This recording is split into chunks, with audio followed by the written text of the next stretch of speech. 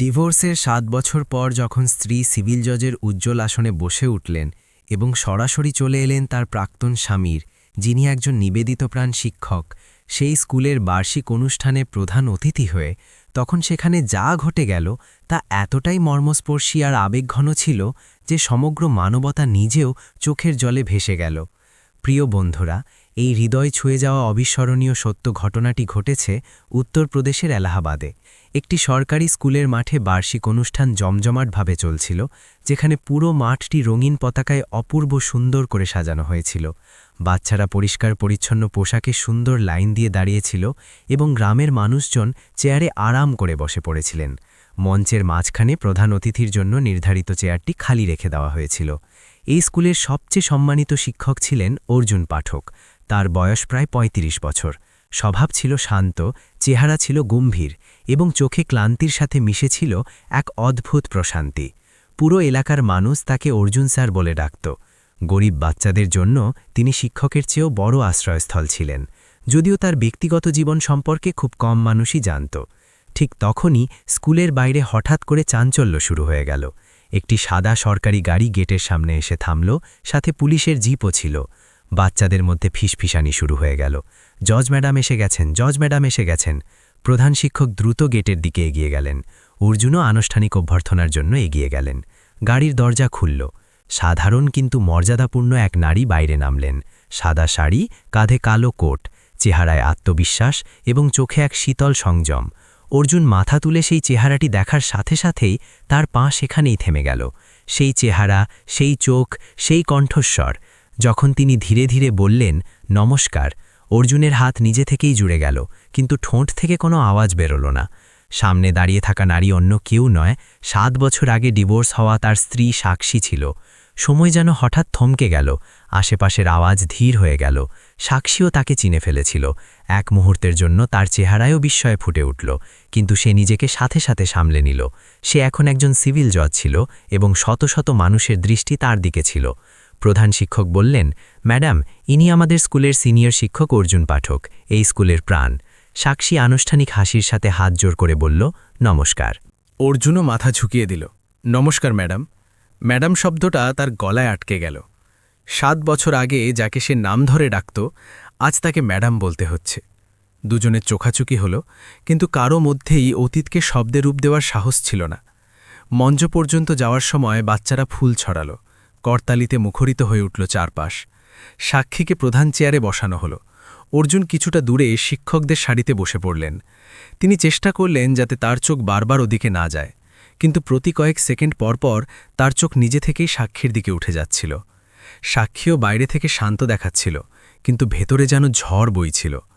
এই সেই স্কুল ছিল যেখানে সে একসময় বউ হয়ে এসেছিল। সে একই মানুষ, সেই একই রাস্তাঘাট, শুধু সম্পর্কগুলো বদলে গিয়েছিল। অনুষ্ঠান শুরু হলো। বাচ্চারা স্বাগত গান গাইল, হাততালি বাজল, ভাষণ হলো, কিন্তু মঞ্চে বসা সাক্ষী কিছুই পরিষ্কার শুনতে পাচ্ছিল না। তার দৃষ্টি বারবার অর্জুনের উপর আটকে যাচ্ছিল। তাকে আগের চেয়ে বেশি রোগা দেখাচ্ছিল, চুলে পাক ধরেছিল, কিন্তু চেহারায় সেই একই প্রশান্তি ছিল, সেই প্রশান্তি যা সে কখনো বুঝতে পারেনি। হঠাৎ তার নজর অর্জুনের হাতের দিকে গেল। তার আঙুলে এখন আর কোনো আংটি ছিল না। তার বুকে হালকা একটা ব্যথা অনুভব হলো। অনুষ্ঠানের মাঝখানে একটি বাচ্চা মঞ্চে এসে বলল, যদি অর্জুন স্যার না থাকতেন তবে আমি পড়তেই পারতাম না। উনিই আমার বেতন দিয়েছেন। এরপর অন্য একজন বাচ্চা এলো, স্যার আমার বাবার চিকিৎসা করিয়েছেন। তারপর একটি মেয়ে বলল, স্যার আমাকে রোজ নিজে পড়ান, তাই আমি জেলায় প্রথম হয়েছি। সাক্ষী চমকে উঠে অর্জুনের দিকে তাকাতে লাগল। সে মাথা নিচু করে চুপচাপ বসেছিল, যেন এসব শুনতে তার ভালো লাগছে না। প্রধান শিক্ষক মাইকে এলেন। অর্জুন পাঠকের মতো শিক্ষক সৌভাগ্যক্রমে পাওয়া যায়। তিনি নিজের পুরো জীবন এই স্কুল এবং বাচ্চাদের জন্য উৎসর্গ করে দিয়েছেন। পুরো মাঠ হাততালিতে ফেটে পড়ল। সাক্ষীর হাতও নিজে থেকে হাততালি দিতে লাগল, কিন্তু তার চোখ ভিজে উঠেছিল। তার মনে পড়ল একসময় সে এই হাতগুলো ধরেই স্বপ্নের কথা বলত, আর তারপর এই হাতগুলো ছেড়েই চলে গিয়েছিল। অনুষ্ঠান শেষ হতে চলেছিল। এবার প্রধান অতিথির ভাষণের পালা। মাইকে ডাকা হলো, মাননীয় সিভিল জজ সাক্ষীজি। সে ধীরে ধীরে উঠল, পা দুটো ভারী মনে হচ্ছিল। মাইক পর্যন্ত পৌঁছাল। সামনে শত শত চেহারা ছিল, আর তাদের মাঝে সবচেয়ে আলাদা, সবচেয়ে শান্ত অর্জুনের চেহারা। সে কয়েক সেকেন্ড পর্যন্ত কথাই বলতে পারল না। তারপর সে ধীরে ধীরে শুরু করল, আজ এখানে এসে আমার অনেক কিছু মনে পড়ে গেল। তার গলা হালকা কেঁপে উঠল। কখনো কখনো মানুষ জীবনে এগিয়ে তো যায়, কিন্তু কিছু জায়গা তাকে আবার পেছনে টেনে নিয়ে আসে। অর্জুন প্রথমবারের মতো মাথা তুলে তার দিকে তাকাল। সাক্ষীর চোখ সরাসরি তার দিকেই আটকে রইল। সে পরের বাক্যটি বলার আগে গভীর শ্বাস নিল। আর কিছু মানুষ দূরত্ব যতই হোক না কেন মন থেকে কখনো দূরে যায় না। পুরো মাঠ শান্ত হয়ে গেল। অর্জুনের আঙুলগুলো চেয়ারের হাতল শক্ত করে আঁকড়ে ধরেছিল। সাক্ষীর চোখ থেকে এক ফোঁটা জল গড়িয়ে পড়ল, যা সে সাথে সাথে মুছে ফেলল। কিন্তু সেই জল লুকোনো গেল না। আর ঠিক সেই মুহূর্তে অর্জুনের মনে পড়ে গেল 7 বছর আগের সেই শেষ রাতের কথা, যখন সাক্ষী কাঁদতে কাঁদতে বলেছিল, এখন আমাদের মধ্যে আর কিচ্ছু অবশিষ্ট নেই। সেই রাতে ঘরের ছোট্ট কামরায় শুধু একটি বাল্ব জ্বলছিল। বাইরে প্রবল বৃষ্টি হচ্ছিল। সাক্ষী ব্যাগ প্যাক করে ফেলেছিল। চোখ লাল ছিল, কিন্তু চেহারায় অদ্ভুত এক কঠোরতা ছিল, যেন এখন আর কোনো আবেগ অবশিষ্ট নেই। অর্জুন দরজার কাছে দাঁড়িয়েছিলেন। তিনি অনেকবার কিছু বলতে চেয়েছিলেন, কিন্তু প্রতিবার শব্দগুলো গলাতেই আটকে গিয়েছিল। যদি তুমি যেতে চাও তবে আমি আটকাব না, তিনি শেষে ধীর গলায় বললেন। সাক্ষী তার দিকে তাকালো। সেই দৃষ্টিতে অভিযোগও ছিল, ব্যথাও আর রাগও। আটকাবেনি বা কিভাবে? আপনি তো কখনো আমাকে বোঝার চেষ্টাই। তার গলা ভেঙে গেল। অর্জুন চুপ রইলেন। তিনি জানতেন যে যা কিছু হয়েছে তা এখন শব্দ দিয়ে বোঝানো বৃথা। সাক্ষী বলল, আমি পড়তে চেয়েছিলাম, কিছু একটা হতে চেয়েছিলাম, কিন্তু আপনার বাড়িতে তো শুধু খোঁটা শুনতেই পেয়েছি। স্বপ্ন দেখাকেও অপরাধ বানিয়ে দেওয়া হলো। অর্জুন ধীরে ধীরে বললেন, আমি কখনো তোমাকে আটকাইনি। আটকাননি? সে তিক্ত হাসি হাসল। সাপোর্টও তো করেননি। এটা সত্যি ছিল, অন্তত সাক্ষীর চোখে। আসলে অর্জুনের বেতনের একটি বড় অংশ তার অসুস্থ বাবার চিকিৎসায় চলে যেত। ঘরের দায়িত্ব তার ওপরই ছিল। তিনি চাইলেও সাক্ষীর কোচিং বা শহরে থাকার খরচ দিতে পারছিলেন না। কিন্তু তিনি এই কথা কখনো ঠিকমতো জানাননি। সাক্ষী শুধু এটাই দেখতে পাচ্ছিল যে তার স্বপ্ন ধীরে ধীরে শেষ হয়ে যাচ্ছে।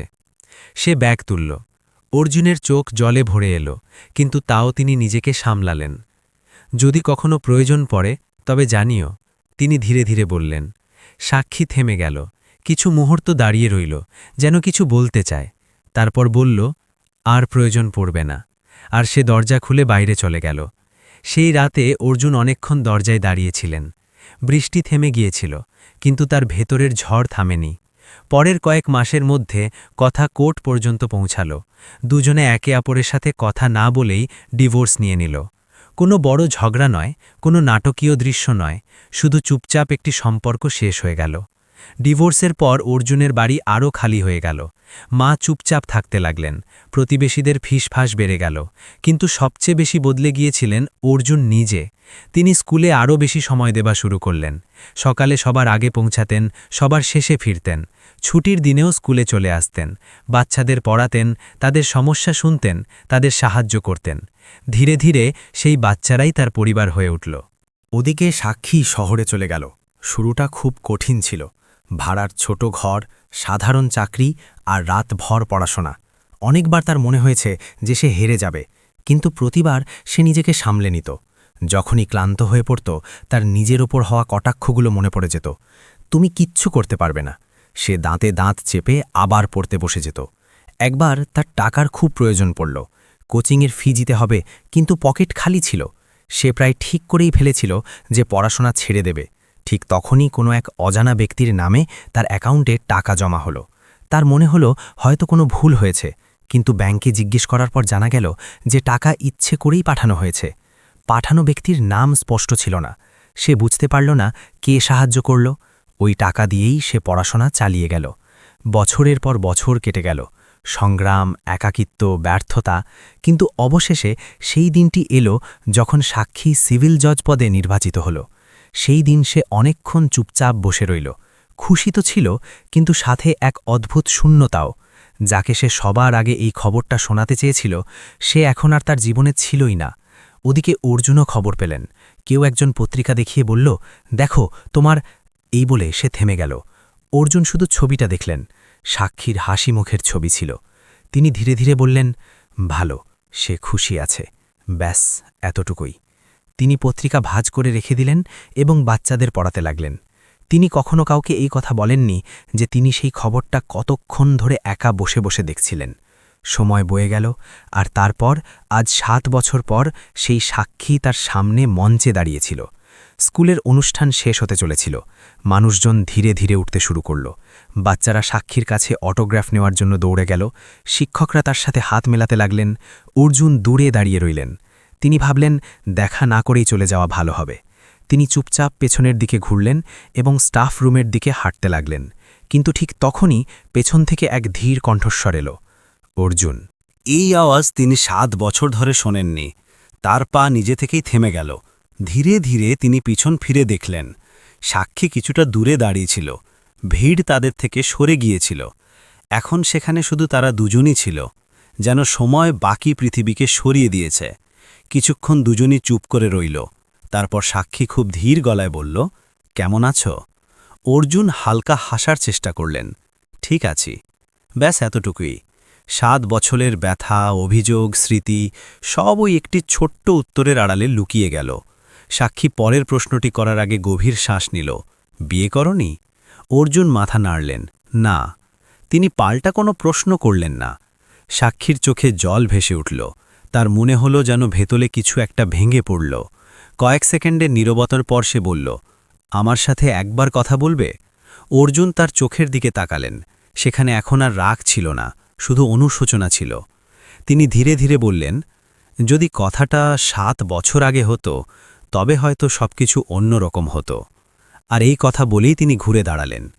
অর্জুন দ্রুত পায়ে হাঁটতে শুরু করলেন, যেন যদি 1 সেকেন্ডও আর দাঁড়িয়ে থাকেন তবে নিজের ওপর নিয়ন্ত্রণ রাখতে পারবেন না। বুকটা খুব জোরে ধড়ফড় করছিল।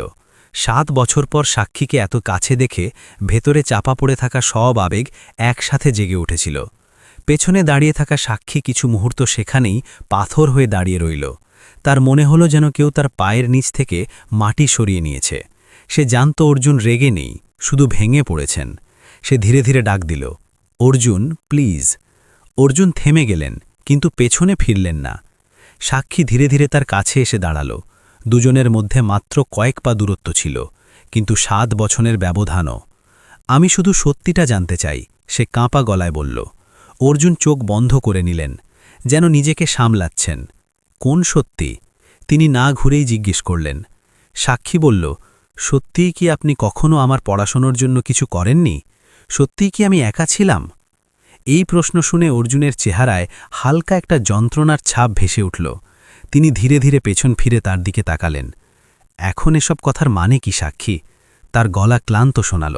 আমার কাছে মানে আছে, সে সাথে সাথে বলল, কারণ আমি আপনাকে ভুল বুঝে ছেড়ে দিয়েছিলাম। যদি সত্যি অন্য কিছু হয়ে থাকে তবে সেটা জানার অধিকার আমার আছে। অর্জুন কয়েক সেকেন্ড তার দিকে তাকিয়ে রইলেন, তারপর পাশে রাখা বেঞ্চে বসে পড়লেন। সাক্ষীও ধীরে ধীরে সামনে বসল। কিছুক্ষণ দুজনেই চুপ করে রইল। বাতাসে দূরে চলে যাওয়া বাচ্চাদের আওয়াজ মাঝে মাঝে শোনা যাচ্ছিল। অর্জুন শেষে বললেন, যে বছর তুমি পড়াশোনা করতে চেয়েছিলে সেই বছর বাবার অবস্থা খুব খারাপ হয়ে গিয়েছিল। প্রতি মাসে ওষুধেই অর্ধেক বেতন চলে যেত। সাক্ষী চমকে উঠে তার দিকে তাকাতে লাগল। এই কথা সে কখনো পুরোপুরি জানতে পারেনি।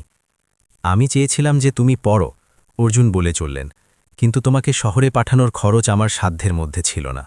তাই আমি ভাবলাম আগে সংসারটা সামলে নি। তারপর তিনি থেমে গেলেন। তারপর তুমি চলে গেলে। সাক্ষীর চোখ জলে ভরে এলো। কিন্তু আপনি কখনো জানালেন না কেন? তার গলা ধরে এলো। অর্জুন হালকা হাসলেন। তোমার মনে হয়েছিল যে আমি তোমাকে আটকাচ্ছি। ওই সময় যদি আমি টাকার কথা বলতাম তবে তোমার মনে হতো আমি অজুহাত দিচ্ছি। সাক্ষীর কাছে কোনো জবাব ছিল না। কিছু মুহূর্ত পর সে ধীরে ধীরে জিজ্ঞেস করল, আর ওই টাকাগুলো যেগুলো আমার অ্যাকাউন্টে এসেছিল কোচিংয়ের ফি দেওয়ার জন্য? অর্জুন চোখ নামিয়ে নিলেন। যাতে তোমাকে পড়াশোনা ছাড়তে না হয়, শুধু এতটুকুই চেয়েছিলাম, তিনি ধীর গলায় বললেন। সাক্ষী যেন পাথর হয়ে গেল। তার মানে ওই টাকা আপনি পাঠিয়েছিলেন? অর্জুন মাথা নাড়লেন। নাম অন্য কারো দিয়েছিলাম। যদি তুমি জানতে পারতে তবে হয়তো তুমি নিতে না। সাক্ষীর চোখ থেকে জল গড়িয়ে পড়তে লাগল। তার মনে পড়ল ওই টাকাতেই তার প্রস্তুতি টিকেছিল, ওই টাকা দিয়েই তার স্বপ্ন বেঁচেছিল। আর আপনি কখনো জানানোনি? সে ডুকরে কেঁদে উঠল। অর্জুন শান্ত স্বরে বললেন, জানিয়ে কি করতাম? তুমি এগিয়ে যাচ্ছিলে, ওটাই যথেষ্ট ছিল। সাক্ষী আর নিজেকে সামলাতে পারছিল না। আমি আপনাকে কত ভুল বুঝেছি, আপনাকে ছেড়ে দিয়েছি, আপনাকে দোষ দিয়ে গেছি, সে কাঁদতে কাঁদতে বলল। অর্জুন ধীরে ধীরে বললেন, ভুল শুধু তোমার ছিল না, আমিও তোমাকে বোঝাতে পারিনি। দুজনে কিছুক্ষণ চুপ করে রইল, শুধু সাক্ষীর ফুপিয়ে কান্নার আওয়াজ শোনা যাচ্ছিল। হঠাৎ সে জিজ্ঞেস করল, আপনি দ্বিতীয় বিয়ে কেন করেননি? অর্জুন তার দিকে তাকালেন, চোখে হালকা জল ছিল, কিন্তু গলা ছিল স্থির। সবাই কাউকে বদলে বাঁচতে পারে না সাক্ষী। এই কথা শুনে সাক্ষীর বুকটা যেন মোচড় দিয়ে উঠল। আমি চেষ্টা করেছিলাম এগিয়ে যাওয়ার, অর্জুন বলে চললেন, কিন্তু যখনই অন্য কারো কথা ভাবতাম মনে হতো যেন নিজের সাথেই মিথ্যে বলছি। সাক্ষী 2 হাতে নিজের মুখ ঢেকে ফেলল। সে প্রথমবারের মতো উপলব্ধি করছিল যে সে কেবল একজন স্বামী নয়, বরং একজন সাচ্চা মানুষকে হারিয়েছে। ঠিক তখনই স্কুলের গেটের দিক থেকে একজন বৃদ্ধা নারীর আওয়াজ এলো, অর্জুন বাবা, কোথায় তুই? অর্জুন সাথে সাথে দাঁড়িয়ে পড়লেন। মা এসে গেছেন। সাক্ষীও দাঁড়িয়ে পড়ল। তার বুক দ্রুত ধরফর করতে লাগল। গেট দিয়ে একজন দুর্বল বৃদ্ধা নারী ভেতরে আসছিলেন, হাতে লাঠি ছিল। তিনিই ছিলেন অর্জুনের মা, 7 বছর আগে যার সাথে তার রোজ ঝগড়া হতো। মা কাছে এসে অর্জুনের মাথায় হাত বুলিয়ে দিলেন। বাবা, অনুষ্ঠান শেষ হয়ে গেছে। তারপর তার নজর সাক্ষীর উপর পড়ল। তিনি কয়েক সেকেন্ড ধরে তাকে চেনার চেষ্টা করলেন, আর তারপর হঠাৎ তার চোখ বড় বড় হয়ে গেল। সাক্ষী! গলা কেঁপে উঠল। সাক্ষীর গলা থেকে কোনো শব্দ বের হল না, সে শুধু হাত জোর করে রইল। মায়ের চোখে জল চলে এলো। তিনি ধীরে ধীরে তার কাছে এলেন। মারে, তুই ঠিক আছিস? তিনি কাঁপা হাতে তার মাথা ছুঁয়ে দিলেন। ব্যাস, এতটুকু শুনেই সাক্ষী হাউমাউ করে কেঁদে উঠল। 7 বছরের যন্ত্রণা, অপরাধবোধ, একাকিত্ব সব বেরিয়ে এলো। মাও কাঁদতে লাগলেন। বাড়িতে কেন আসিসনি কখনো? এই বাড়ি আজও তোরই। অর্জুন চুপচাপ দাঁড়িয়ে সবকিছু দেখছিলেন। তার চেহারায় আবেগের বন্যা ছিল, কিন্তু তিনি কিছুই বলতে পারছিলেন না। সাক্ষী কাঁদতে কাঁদতে বলল, মা, আমার খুব বড় ভুল হয়ে গেছে। মা তাকে বুকে টেনে নিলেন। ভুল হয়ে যায় মা, কিন্তু নিজের মানুষ কখনো পর হয়ে যায় না। এই কথা শুনে অর্জুনের চোখ দিয়েও জল গড়িয়ে পড়ল, যা তিনি সাথে সাথে মুছে ফেললেন। কিছুক্ষণ পর মা অর্জুনের দিকে তাকালেন এবং ধীরে ধীরে বললেন, বাবা, যদি ভগবান একে ফেরত পাঠিয়ে থাকেন তবে নিশ্চয়ই কোনো কারণ হবে। অর্জুন চোখ নামিয়ে নিলেন। সাক্ষী আশান্বিত দৃষ্টিতে তার দিকে তাকালো, কিন্তু অর্জুন কিছুই বললেন না। মা কাঁপা গলায় আবার বললেন, কি রে, খুব কি দেরি হয়ে গেছে? পুরো পরিবেশ যেন শ্বাস আটকে দাঁড়িয়েছিল। অর্জুন ধীরে ধীরে মাথা তুললেন, সাক্ষীর চোখের দিকে তাকালেন, আর তারপর খুব শান্ত স্বরে বললেন, কিছু জিনিস ফিরে আসতে পারে মা, কিন্তু বিশ্বাস ভেঙে গেলে তা জোড়া লাগানো সহজ হয় না। আর এই কথা বলেই তিনি চোখ ফিরিয়ে নিলেন। সাক্ষীর বুকে যেন কিছু একটা ভেঙে পড়ল। সে প্রথমবারের মতো বুঝতে পারল যে ক্ষমা চাওয়া সহজ, কিন্তু কারো ভেতরে ভেঙে যাওয়া বিশ্বাস জোড়া লাগানো কতটা কঠিন হয়। সে চুপচাপ দাঁড়িয়ে রইল, চোখ থেকে জল অনবরত গড়িয়ে পড়তে লাগল। অর্জুনের মা দুজনের দিকে তাকালেন। তার চেহারায় গভীর ক্লান্তি ছিল, যেন 7 বছরের যন্ত্রণা আজ একসাথে সামনে এসে পড়েছে। বাবা, চল, বাড়ি চল দুজন, মা ধীর কিন্তু দৃঢ় গলায় বললেন। অর্জুন সাথে সাথে বললেন, মা, ওনার কাজ থাকবে, ম্যাডাম উনি এখন। সাক্ষী মাঝখানেই বলে উঠল, যদি আপনি অনুমতি দেন তবে আমি যেতে চাইব। অর্জুন অবাক হয়ে তার দিকে তাকালেন। তিনি আশা করেননি যে সাক্ষী এভাবে সরাসরি তাদের বাড়ি যাওয়ার কথা বলবে। মায়ের চোখে হালকা চমক দেখা দিল। চল মা, বাড়ি চল, এমনিতেও অনেক দিন ধরে ফাঁকা পড়ে আছে। কিছুক্ষণ পর 3 জন সেই পুরনো বাড়ির সামনে দাঁড়িয়েছিল। সেই ছোট্ট উঠোন, সেই তুলসীতলা, সেই দরজা, শুধু রং ফ্যাকাশে হয়ে গিয়েছিল। সাক্ষীর পা নিজে থেকেই ধীর হয়ে এলো। সে কখনো ভাবেনি যে সে আবার এই দোরগড়ায় এসে দাঁড়াবে। মা দরজা খুললেন। আয় মা। সাক্ষী ভেতরে পা রাখতেই বুকটা জোরে ধরফর করতে লাগল। সবকিছুই যেন তাকে চিনতে পারছিল। দেওয়ালে পুরনো ঘড়ি, কোনায় রাখা কাঠের খাট, রান্নাঘরের সেই বাসন রাখার স্ট্যান্ড, যেন সময় এখানে থমকে ছিল। হঠাৎ তার নজর সামনের দেওয়ালের দিকে গেল। সেখানে তার বিয়ের একটা বাধাই করা ছবি টাঙানো ছিল। সে চমকে উঠল। 7 বছর পরও ওই ছবিটা সেখানেই ছিল। সে ধীরে ধীরে অর্জুনের দিকে তাকালো। অর্জুন চোখ সরিয়ে নিলেন। মা বললেন, আমি বলেছিলাম ওটা সরিয়ে দিতে, কিন্তু ও কখনো সরাতে দেয়নি। সাক্ষীর গলা ধরে এলো। সে ধীরে ধীরে সেই কামরার দিকে এগিয়ে গেল যেখানে একসময় সে আর অর্জুন একসাথে থাকত।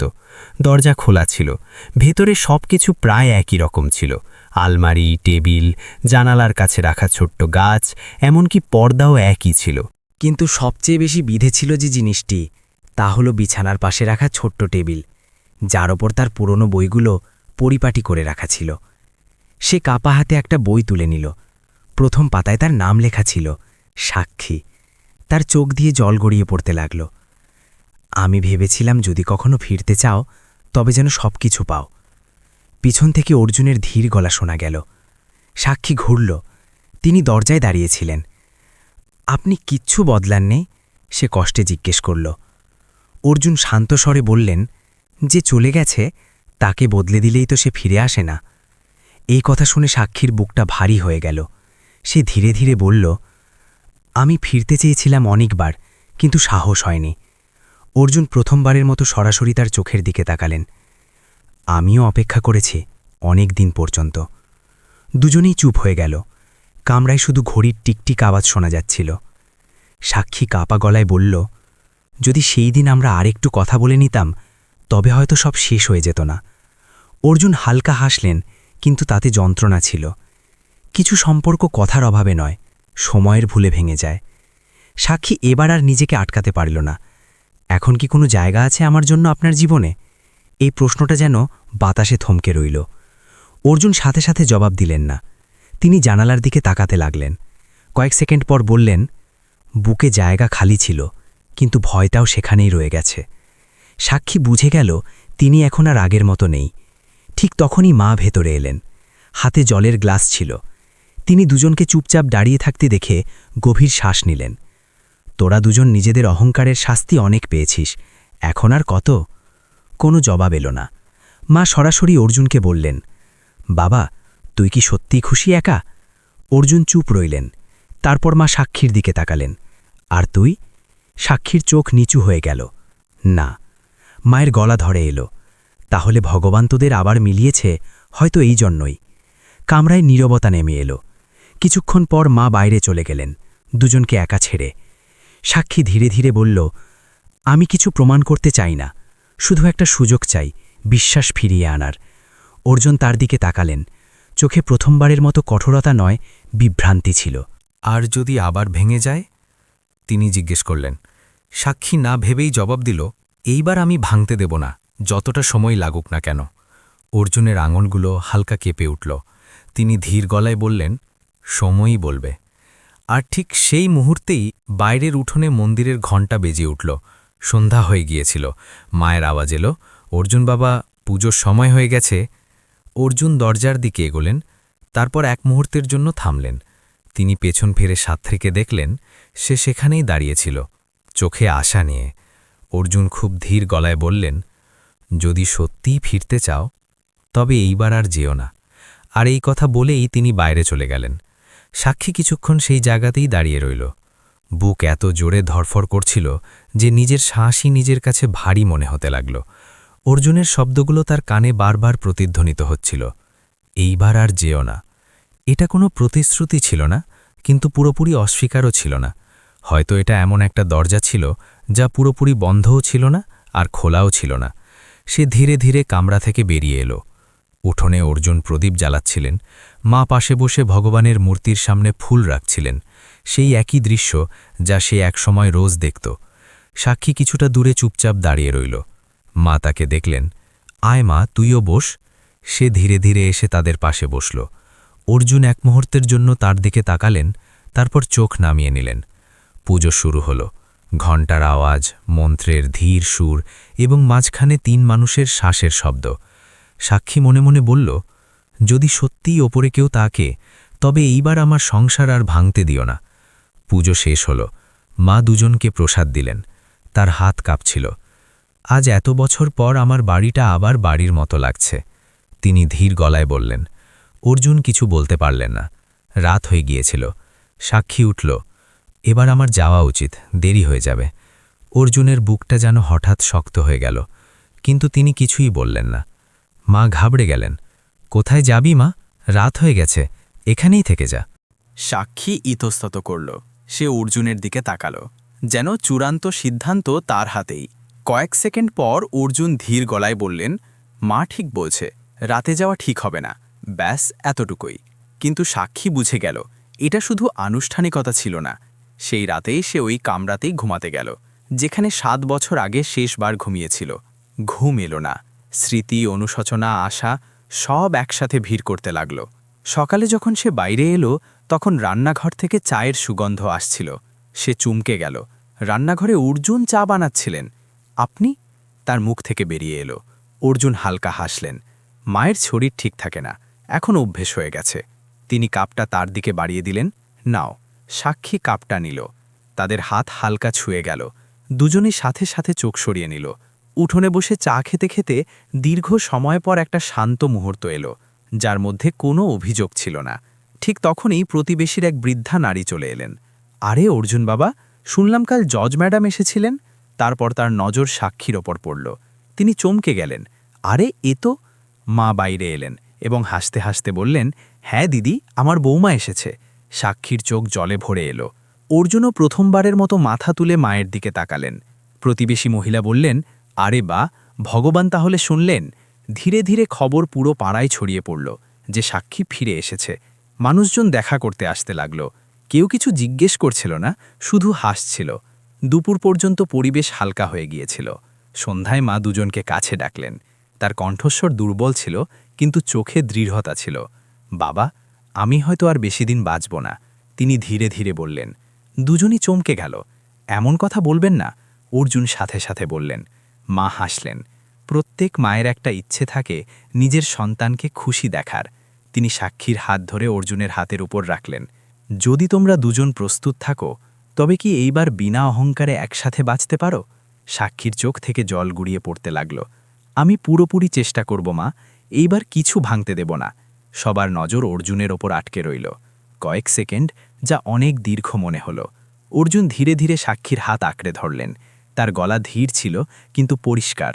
যদি আমরা আবার শুরু করি, তবে অতীতকে বারবার তুলে আনব না। সাক্ষী সাথে সাথে মাথা নেড়ে জানালো, কক্ষনো না। অর্জুনের চোখে জল চলে এলো। আর এইবার কোনো কথাই মনে চেপে রাখব না। হ্যাঁ, সাক্ষী বলল। মায়ের চোখ থেকে খুশির জল বেরিয়ে এলো। ব্যাস, এখন শান্তিতে মরতে পারব। কয়েকদিন পর মন্দিরে খুব সাধারণ একটি অনুষ্ঠান হলো। কোনো হইচই নেই, কোনো লোক দেখানো ব্যাপার নেই, শুধু নিজের মানুষ, কিছু বাচ্চা আর আশীর্বাদ। অর্জুন আর সাক্ষী আবারও একে অপরের গলায় বড়মালা পরিয়ে দিল। এইবার দুজনের চোখেই জল ছিল, কিন্তু তা যন্ত্রণার নয়, স্বস্তির। মন্দিরের বাইরে সেই বাচ্চারাই দাঁড়িয়েছিল যাদের অর্জুন পড়াতেন। তারা ফুল ছড়াচ্ছিল, অর্জুন স্যারের বিয়ে মোবারক। সাক্ষী হেসে দিল। সে ধীরে ধীরে অর্জুনকে বলল, এইবার আমি জজ হয়ে নয়, আপনার স্ত্রী হয়ে এসেছি। অর্জুন তার দিকে তাকালেন। বছরের পর বছর পর তার চেহারায় পুরো হাসি ফুটে উঠল। তিনি তার হাত শক্ত করে ধরলেন, যেন এবার আর কখনো ছাড়বেন না। আকাশে হালকা হাওয়া বইছিল, মন্দিরের ঘণ্টা বাজছিল, আর বছরের পর বছর পর দুজন ভেঙে যাওয়া মানুষ আবার একটা সংসার গড়ছিল। বোঝাপড়া, সম্মান এবং সাচ্চা ভালোবাসার সাথে। কারণ কখনো কখনো দেরিতে পাওয়া সম্পর্কই সবচেয়ে সঠিক সম্পর্ক হয়। আর সাচ্চা ভালোবাসা সেটাই, যা সময়, দূরত্ব এবং ভুল বোঝাবুঝিতেও শেষ হয় না। বন্ধুরা, এই গল্প থেকে আমরা এটাই শিক্ষা পাই যে সম্পর্ক প্রায়শই কোনো বড় ভুলে নয়, বরং ছোট ছোট ভুল বোঝাবুঝি আর নীরবতায় ভেঙে যায়। যখন আমরা আমাদের মনের কথা সময় বলতে পারি না, তখন দূরত্ব বাড়তেই থাকে, আর একদিন সেই দূরত্ব বিচ্ছেদে পরিণত হয়। প্রত্যেক মানুষ নিজের মতো করে সংগ্রাম করতে থাকে, কিন্তু আমরা যদি সামনের মানুষের কষ্ট বোঝার চেষ্টাই না করি, তবে সবচেয়ে সাচ্চা সম্পর্ক ভেঙে যেতে পারে। সাথে এটাও সত্যি যে সাচ্চা ভালোবাসা কখনো শেষ হয় না। সেটা শুধু সঠিক সময়, সঠিক বোঝাপড়া এবং আবারও মেশার সাহসের জন্য অপেক্ষা করে।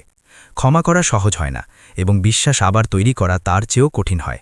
কিন্তু মন যদি পরিষ্কার হয় আর অহংকার পেছনে থেকে যায়, তবে ভেঙে যাওয়া সম্পর্ক আগের চেয়ে বেশি মজবুত হতে পারে। এবার আপনারা বলুন, যদি আপনাদের জীবনেও এমন কোনো সম্পর্ক থাকে যা ভুল বোঝাবুঝির কারণে ভেঙে যায় এবং বছরের পর বছর পর আপনারা সত্যিটা জানতে পারেন, তবে কি আপনারা তাকে দ্বিতীয় সুযোগ দেবেন, নাকি অতীতকে অতীতই থাকতে দেবেন? কমেন্টে অবশ্যই জানাবেন। যদি গল্পটি আপনাদের মন ছুঁয়ে যায়, তবে ভিডিওটি অবশ্যই লাইক করবেন। হৃদয় ছুঁয়ে যাওয়া সত্যি গল্পের জন্য যুক্ত থাকুন। দেখা হবে পরের গল্পে, ততক্ষণ নিজের খেয়াল রাখবেন।